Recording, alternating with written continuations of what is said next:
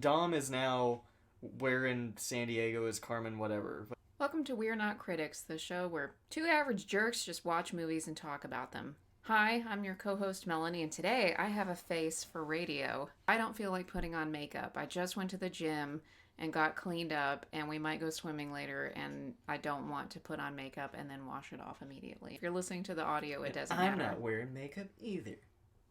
Take that, society. Yeah, society. I'm doing this as some kind of protest. No, I'm not. I don't know. All right, so what are we talking about today, AJ? Two things. One, not good. Butthole! But enjoyable. Two, very good. Yes. Enjoyable. One guilty pleasure movie and one amazing movie. Both in theaters. Go watch either one. Yeah. But mostly go see Spiderverse. That's why we're doing a duplicate or a duology, whatever, episode today, because we usually don't go to the movie theater, even though we love to talk about movies and watch movies, mostly because I'm a cheapskate. We're picky. And tickets are expensive, and I only like to go to the matinee because they're 30% off. So, yeah, we really don't go to the theater that often, but we ended up going 2 weekends in a row. And the first movie we saw, and it's the one we're going to talk about now, is Fast X, the 10th movie in the actually the 11th, but the 11th movie in the Fast and Furious franchise if you're counting Hobbs and Shaw, which I do. That is canon. When a Fast and Furious movie comes out, we're like Jiminy Cricket seeing a pretty girl. Oh, and I am wearing a pink scrunchie in honor of Jason Momoa. So this, by the way, this episode will have spoilers for this and Beyond the Spiderverse. So if you have not seen the movies yet and don't want spoilers, then if you don't know what you're walking into with Fast X, why are you watching it? Just enjoy it. It's stupid. There are some bad decisions, and Jason Momoa is awesome.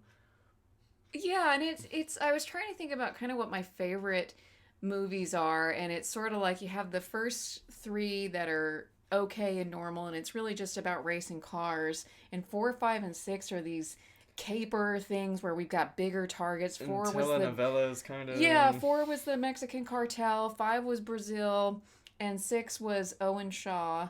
And so, but then with 7, 8, 9, and then this one, they're these high-tech spies. Like, these guys were robbing tanker trucks. So... Well, they know about underground street racing. Yeah, so, okay, so I guess they're spies now.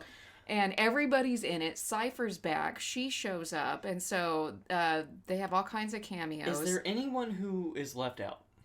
Deckard Shaw is in it. Well, Elena's not in it because she's dead. Well, okay, she doesn't count. She's the only person who is, I think, definitely dead. Pretty sure she's definitely dead. So this you one, never know. 2 hours and 21 minutes where they're going all over the world, all within maybe a span of 24 hours because they don't change their clothes.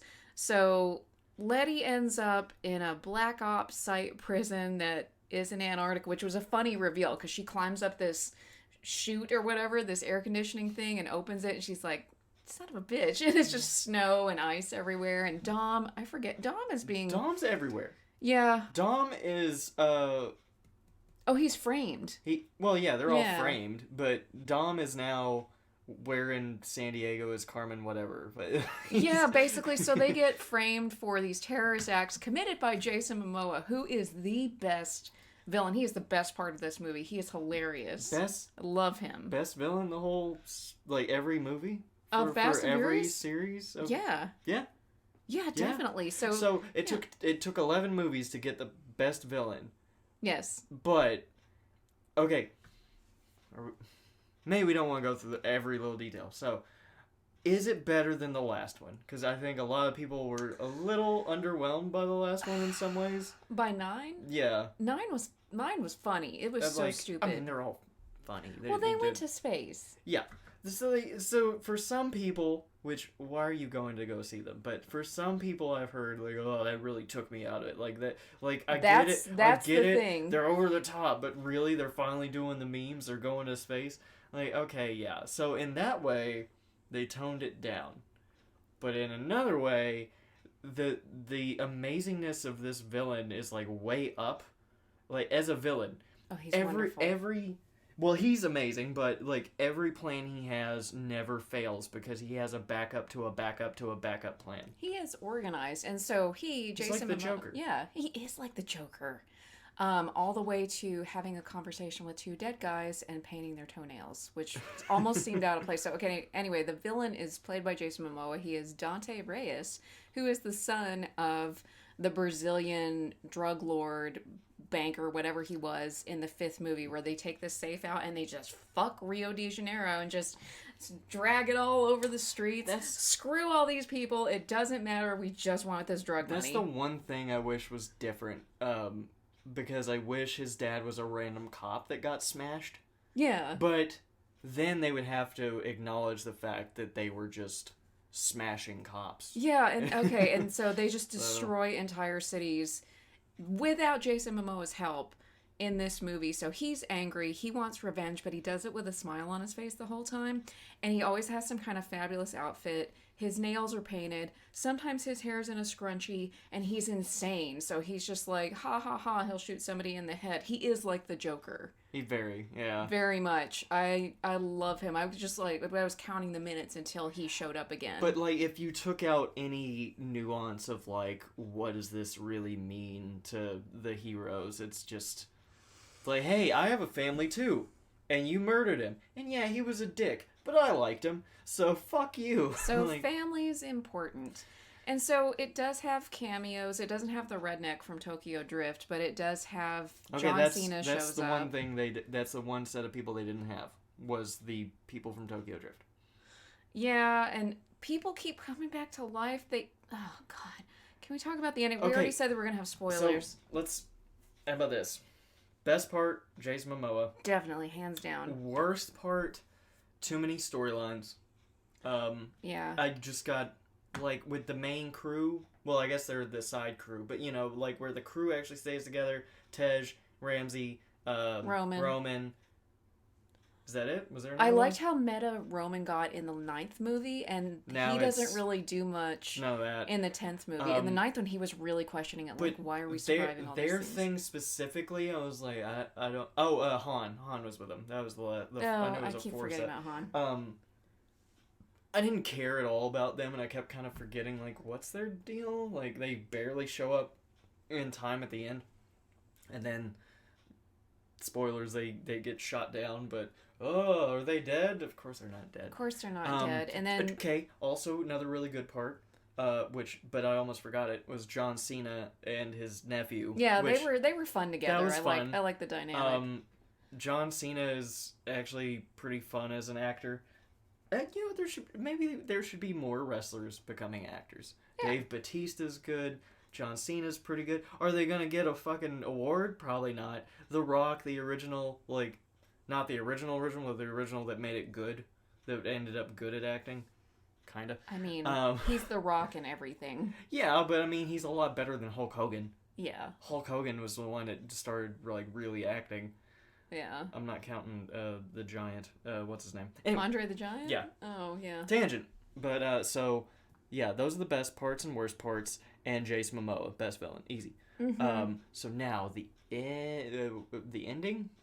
Or... What was the other part you were going to go off on? I don't remember. Yeah, you had 2 hours and 21 minutes to resolve this, and no, it's a cliffhanger. To be continued. They're Harry Pottering us.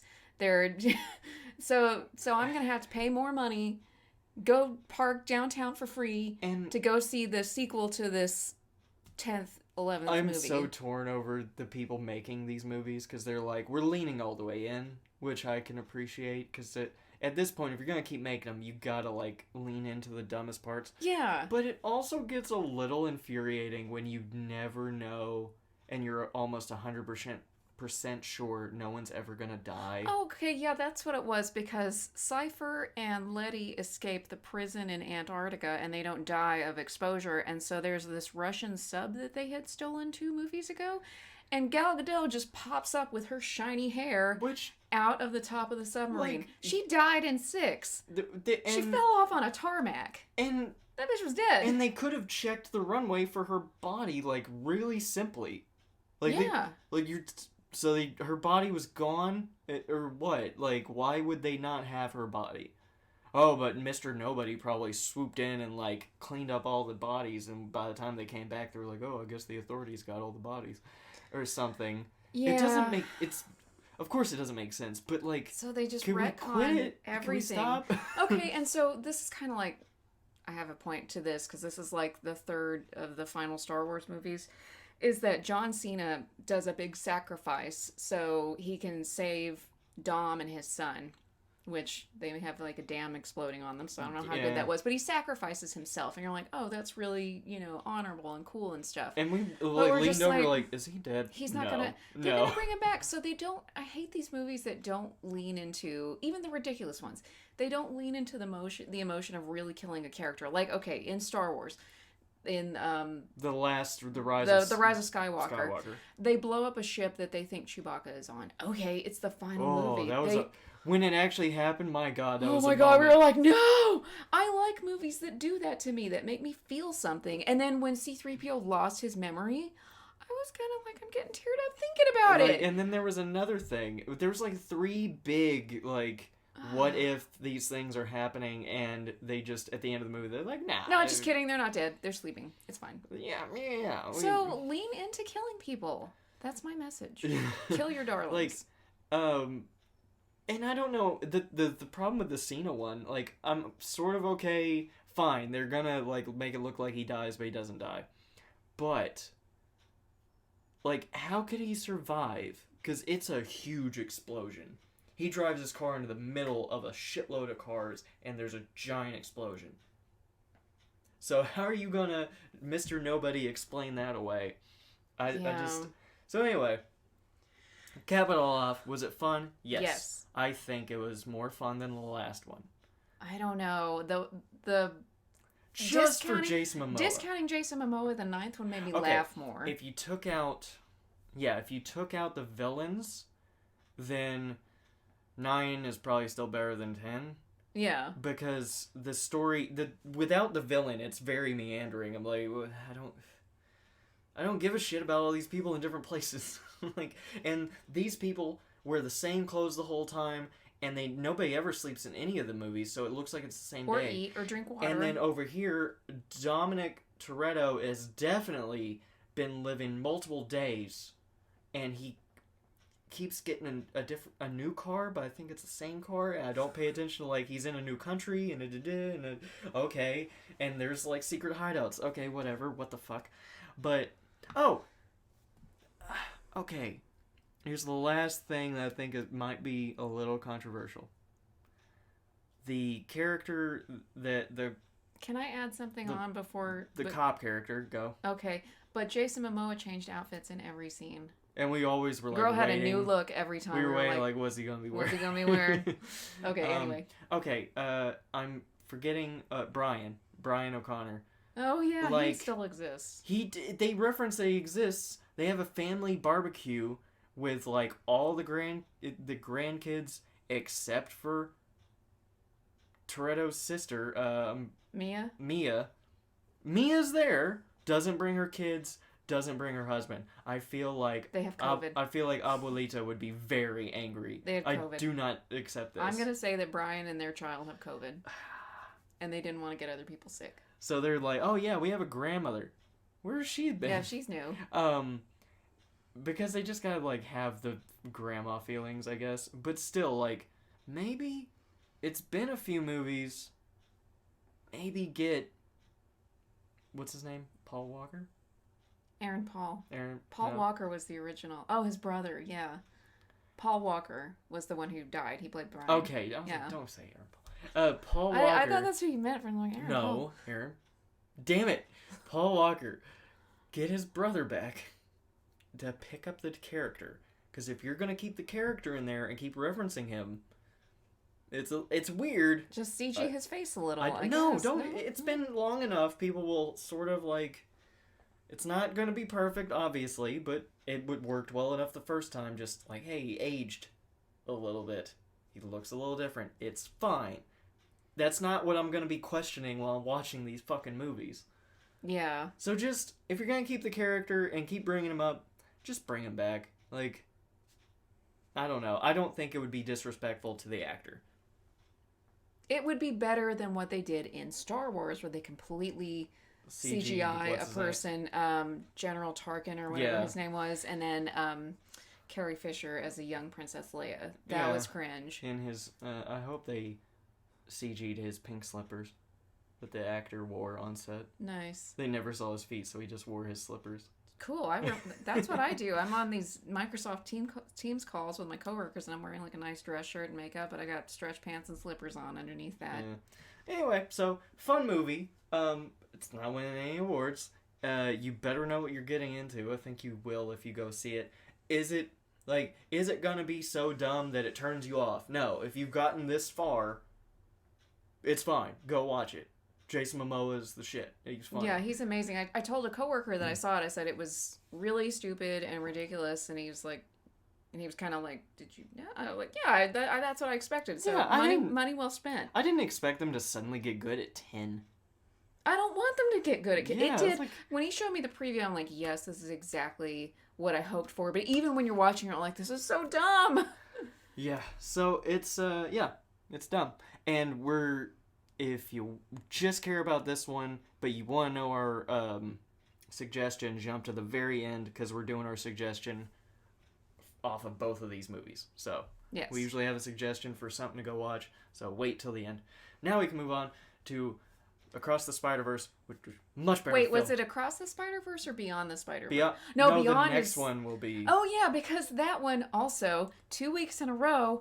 2 hours and 20 minutes. We're watching the movie and like, gee, I wonder how they're going to resolve all this. They won't. There's another movie we have to pay for. Cliffhanger. So I'm wondering if we were talking afterwards when we were leaving. You know how 3D was the big money grab? Now it's I think it's going to be, we're not going to manage our time. We're going to make you sit in a theater for 2.5 hours up to 3, and then there's going to be a sequel. Okay.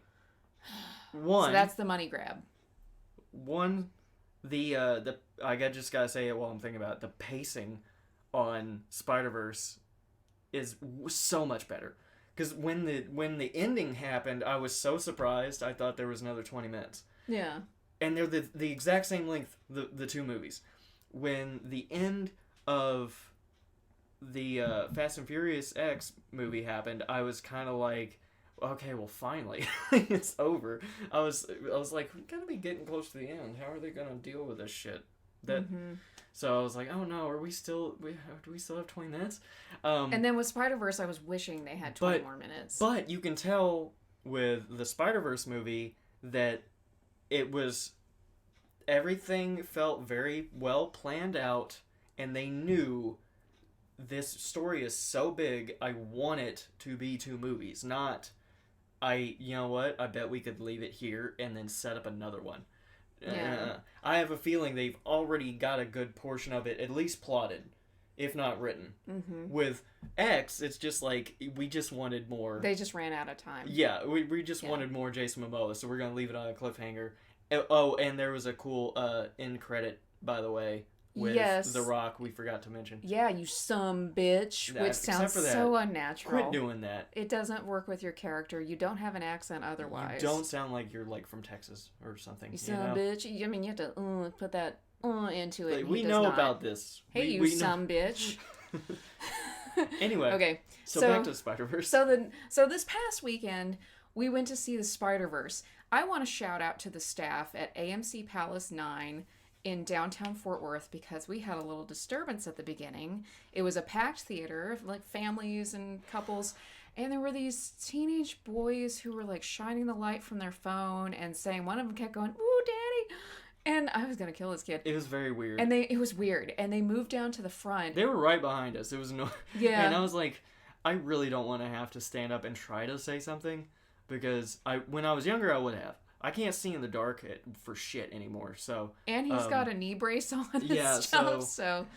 But then they ended up moving down to the very front row, and I saw this young man come in, and he was just like, get out. He stood his ground, and he kicked them out, and then one of them goes, fuck AMC, and I was wishing he said... He said theaters. Yeah, fuck AMC theaters. I'm like, wait, is this like are you from Movie Tavern? Was this a plant?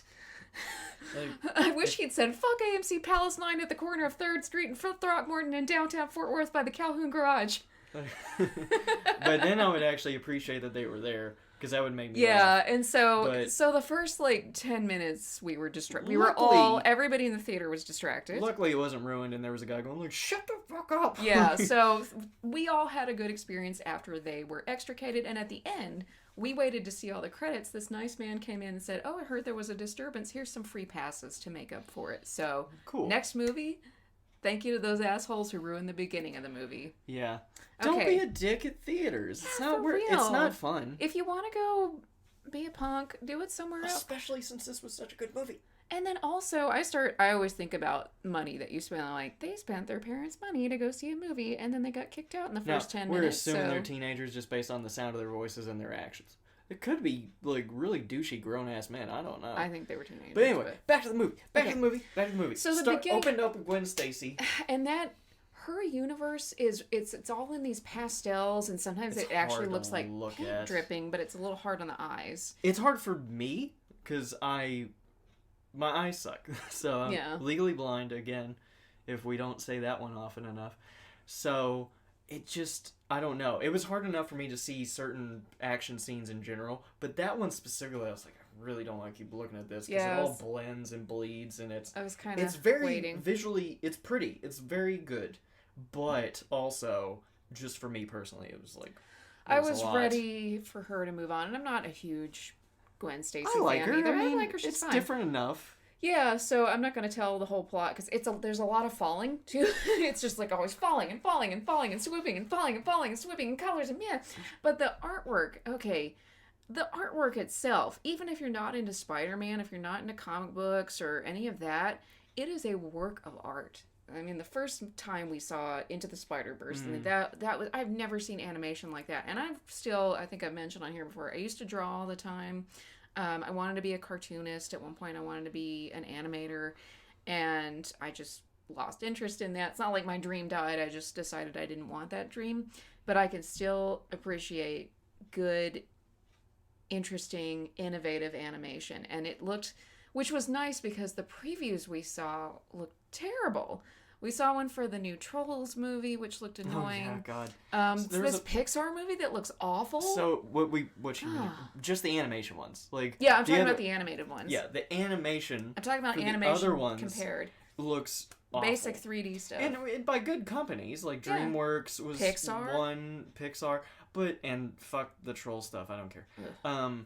But everything was so, I almost want to call it like squishy or something, like It did. It looked like a squishy, like those squishy octopus toys, or like the mouse pad. Like, it's yeah. just insubstantial. Everything looked squishy and wet, and I realized one of the movies was about a girl who turns into a kraken. So yeah, but everything was just like bloopy and squishy, and so and going like back to cutesy and going back to the Spider-Verse, so they had different art styles for the each. different universes. Like there's a character who's Spider-Punk, and it's kind of that 70s Sex Pistols newspaper like cutouts. magazine Yeah. cover. And then there's Miles Morales, who kind of looks like a comic book. And at one point, the man next to me leaned over to me and he said, "Do you think this is meant to be in 3D? Because some of it's kind of fuzzy." And I was just like, I was I was like, I don't know, yeah, maybe. But I think that was just part of the design. That was a little weird, because I mean, I definitely knew that I could tell that was what's going on purpose, but there were items, like, there was specifically, like, a coffee cup I noticed, that it legitimately did look like it's supposed to be seen with 3D glasses. Yeah. Because it wasn't just hazy. It looked like there was another line.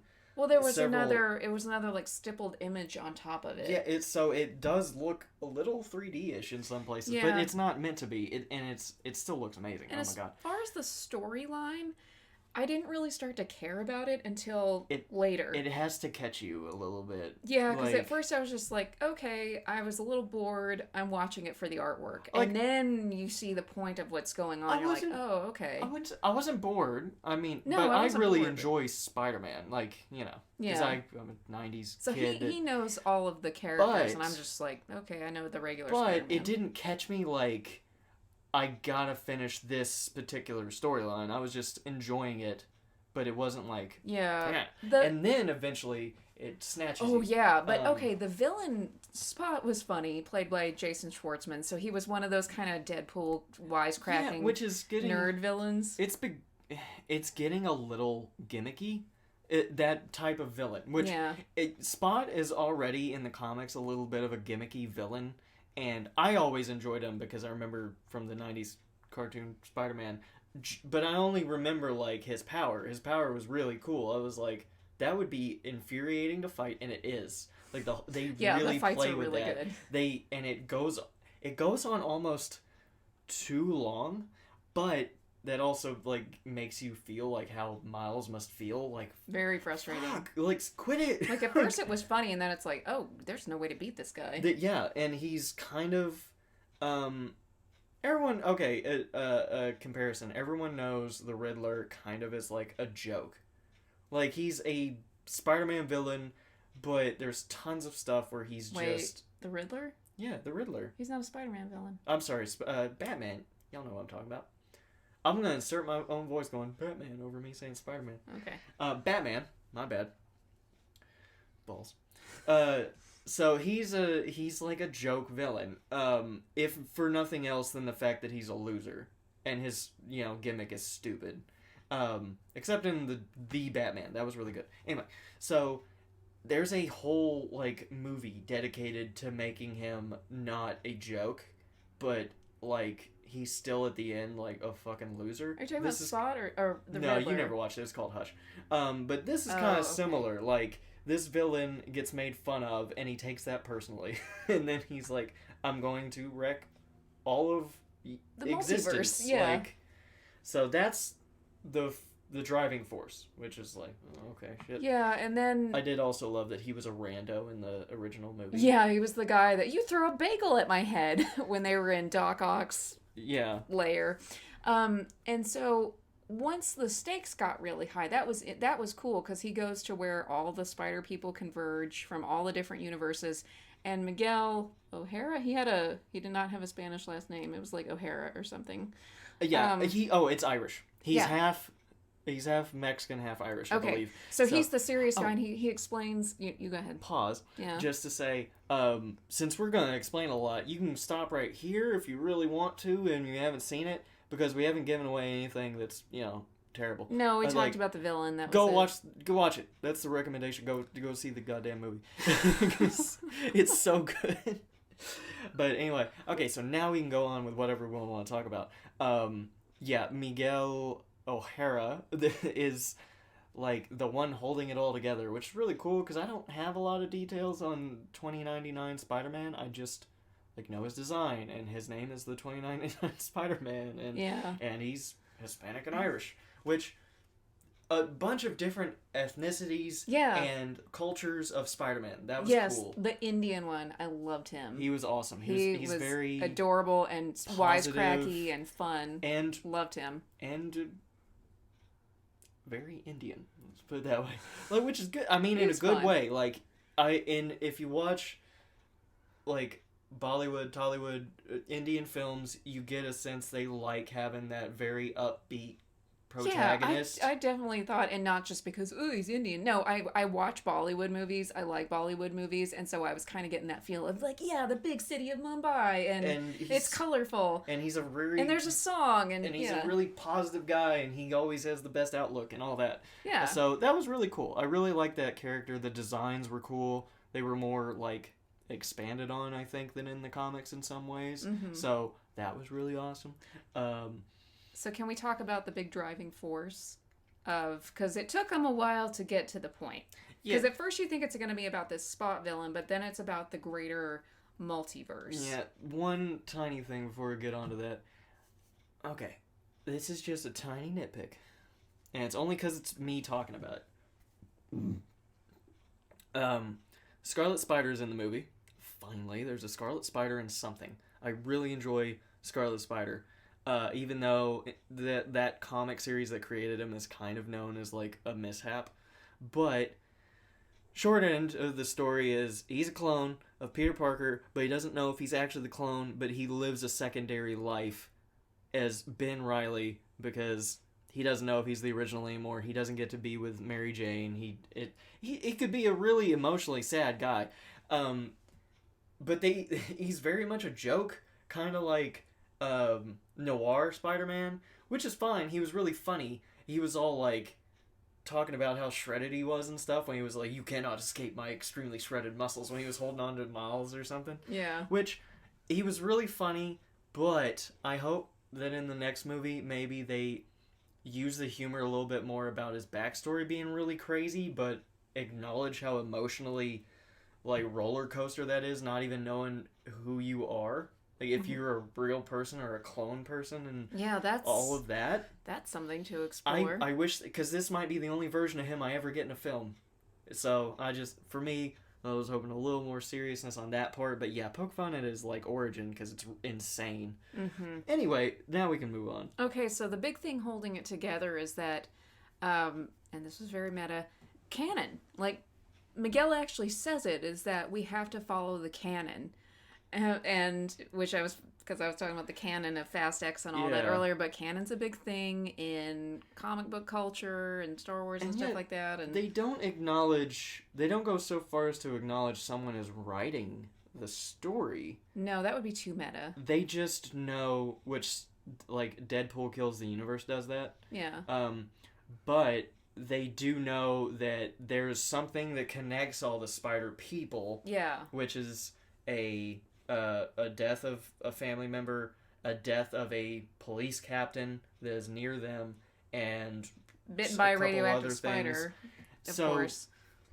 So we get to find out the big problem is that the reason Miles hasn't known about all these things is because they're afraid that he'll find out and alter his own reality, and if he does that, it will undo reality. Yeah. So, and he's also an anomaly because the spider that bit him was from another universe or something, or because it was meant to... Spot was using that collider to see if they could get to another universe. Oh, so they kind of retcon that a little bit. And, well, I mean, yes and no. Like, it's a retcon in the way that they are adding previous info. They're not really changing things. They're just like, hey, this villain, he happens to have been a guy that was caught in the blast in the previous film. Mm-hmm. So we can work off of that.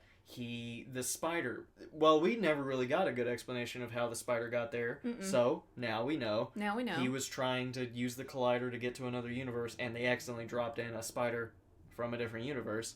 Likely the one that he ended up in at the end of the movie. Yes, okay, and we've already warned you, spoilers. It was like, okay, he's getting chased, there's all the jokes, they did the pointing, and then it gets really dark with the final reveal is that he goes into this thing that's supposed to, based on your DNA, send you back to your universe. So it's like in Quantum Leap, sort of like he's waiting for the leap home. I just aged myself talking about that show. So he goes home, so he thinks. Just says flat out to his mom, I'm Spider-Man. She's like, you're crazy. Like, what are you talking about? What is that? I was like, really? Are we going with this? Like, this joke? Great reveal. Oh, yeah. And then his uncle's alive. His father is dead. You know what this feels like? Back to the Future 2. When Marty goes into the future, goes to 2015, which is now the past. But he goes to 2015. He finds out his father is dead. His mom is married to Biff. And everything is upside down. Doc Brown's in a mental institution. And so that's what it feels like, because it takes him a minute to kind of figure out. And so it turns out, because there was no Spider-Man, that spider didn't bite him. Didn't bite somebody. So there's crime everywhere. So his uncle is aiding and abetting the Prowler, who is Miles Morales. And maybe... Oh... Yeah, that was a great, like... Oh, man. Reveal. And that kid was like, I'm gonna fuck you up. And yeah, he's like... Oh, he's a dark Miles Morales. He has no chill. No. He's like, our dad's gonna die. He's like, your dad's gonna die. I don't care. Yeah. Like, I'm like... His dad is already dead. Did he kill his own dad? I don't think so. Like, I don't know about that. Maybe. But... I don't know. He might have been involved with it and accidentally killed him. So, and then also something I wanted to add was when they were showing all the... kind of the multiverses and scenes, it felt like had it been not done as executed as well, it would have been cheesy. They show little scenes of Tobey Maguire Spider-Man and Andrew Garfield Spider-Man, just little And, clips, and I'm like, oh, okay, so this is all in the like, universe, in the multiverse too. it would be a little weirder if it was like, okay, if they didn't have all the different styles, like they show a Lego Yeah, the Lego Spider-Man Spider-Man. That was universe, funny. and they show that, you know, the Spider-Punk physically looks different. If they didn't show how many different styles they could have, it would be weird for them to have one. They have Donald Glover as the Prowler, which Yeah. he was in another thing. Like, there's another series or something out there that I haven't seen that has him as that, so that's why. As the Prowler. But So- then there's a little bit of backstory Yeah, about Donald Glover. so that's a how do little you- bit of a Easter egg, because originally Miles Morales was based on Donald Glover, because back in the day they were talking about him getting to play the Andrew Garfield Spider-Man, but he didn't make it, and they're like, he said, well, you know, it'd be nice if there was a black Spider-Man. I don't want to play Peter Parker black Spider-Man. So they created the character Miles Morales, who is pretty fucking cool. But now he's too old, so he got to play the Prowler as a reference. Very similar to The Boys. The Huey was based on Simon Pegg, but he's too old now, so he plays his dad. Yeah. Anyway, So fun little Easter eggs. If they had him and the Toby reference and the Andrew Garfield reference all just in there without showing all the different styles, it would be kind of weird. But because we see the 40s comics like cutout style, even that one that was very stiff. With the And he was stippling like, and I will everything. stop you, and then he's like, oh shit, I Yeah. pulled something. Yeah, that was funny. If they didn't have all that, it would be weird. But because they have all that, Oh, it all really the works. style. It was just, if you love animation, if you love cartoons, if you love comic books, this is like a fever dream. It's so good. One thing I kind of wish they had in there, if they're gonna show the live action stuff, man, Green Goblin. Yeah. Yeah. Like, maybe they can... Like, just have the laugh. Don't even show him. Just have that laugh, that Willem Dafoe laugh. I love the retroactive, like, loving of a character. That we talked about this on the way back home. There is new appreciation for the prequel Star Wars films now. Not by me. because- I hate those movies. I don't hate them. They're fun sometimes. No, the Emperor Look, is if fun. you take out the slow stuff, they're fun. Senator If Palpatine. all you care about is magic powers and swinging lightsabers, they're fine. Okay. Mace Windu and Senator turned Emperor Palpatine. Best characters. Phantom Menace, the whole end of Phantom Menace is the shit. Is that where they do the fight with Yeah, Darth Maul? and that music, and that's all really cool. Anyway, Yeah, that's not whatever. the point. The point is, because people hate the new ones so much, which we don't really hate the new ones that They're much. fine. They're They're whatever. but there's new appreciation for the prequel ones. This is very similar. Like, the Green Goblin was fun, but he wasn't like touted as a really great villain because he's kind of like super over the top and he looks like a Power Ranger. And he sounds like Willem Dafoe. Yeah, but now that he's come back in No Way Home, people are like super behind the Green Goblin, especially because he was so dedicated that he was like, I'm doing my own stunts. You're having me back. You're showing my face. Wow. Like, I'm not, no CG, nothing. Cool. So now they just need to go whole hog on it and bring him back in somehow. Give him a voice role or whatever. I'm sure he would be up for it. Yeah. So yeah. Oh, and I think maybe the spot references the Venom universe. I can't tell. That's something I was wondering if they were going to bring Venom into it. Yeah, because he was randomly talking to a real life woman who has like a little 7-Eleven or something, and I don't know what it's referencing. I don't know. But I think maybe it's Venom. Maybe. It's been forever. I haven't seen the Venom movie, so I don't know. Anyway, so Highly recommend it. Yeah, it's just, you don't need to have... I wish that animation was not seen as just kid stuff in America. We've talked about this when we've talked about Japanese or anime. And so Puss in Boots. Oh my god, Puss in Boots. Oh. The Last Wish. Oh my god. Okay, when we were talking about this, was like, which one is better? Across this, whatever this one was called. Across the Spider-Verse versus Puss in Boots: The Last Wish. And we were both like, Puss in Boots. If you only got to have one, Which... You don't have to. They're both awesome.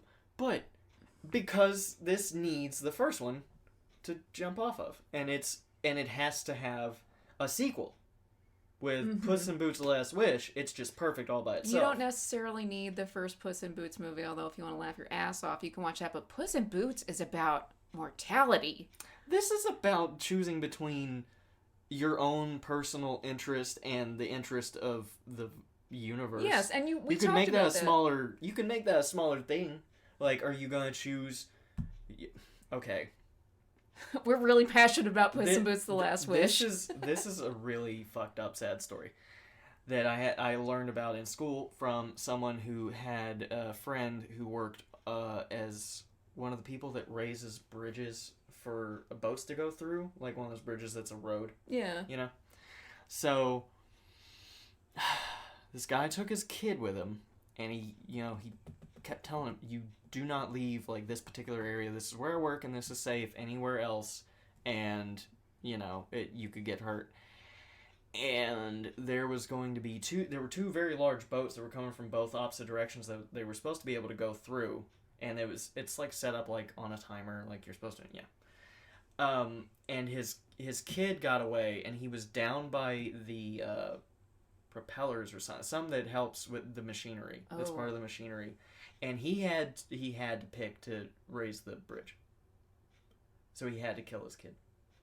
What? Yeah. Was this real? Yes. Oh my god, where did this happen? I don't remember because I was a child and I learned this. So he chose. He had to because it was going to kill everyone on both of those boats.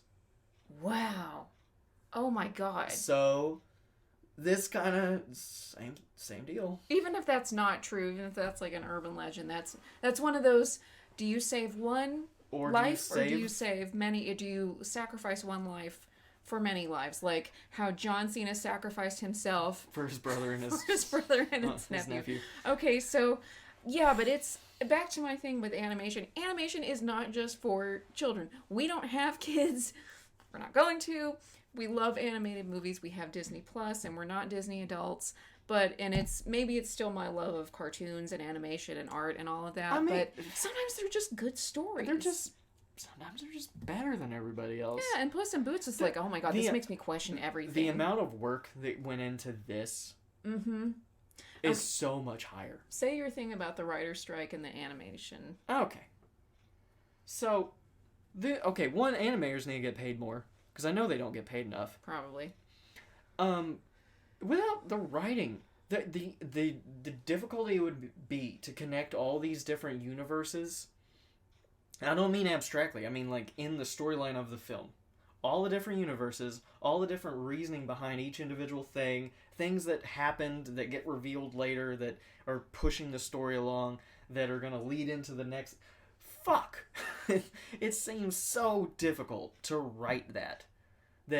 Look, I'm behind the writers getting their pay, and the writing strike. I think it's a little weird that people that aren't in the Writers Guild are not allowed to do anything. I think that's a little strange. That's kind of fucked up. Because both of us are writers and I'm literally about to finish a screenplay, so that's why I feel that way.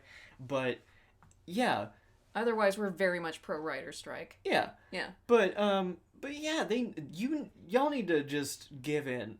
Well, because everything. Nothing happens without them. Nothing happens without writing. A toothpaste commercial doesn't happen without writing. Their name should be as known, I think, as an actor or a director. Like, yeah.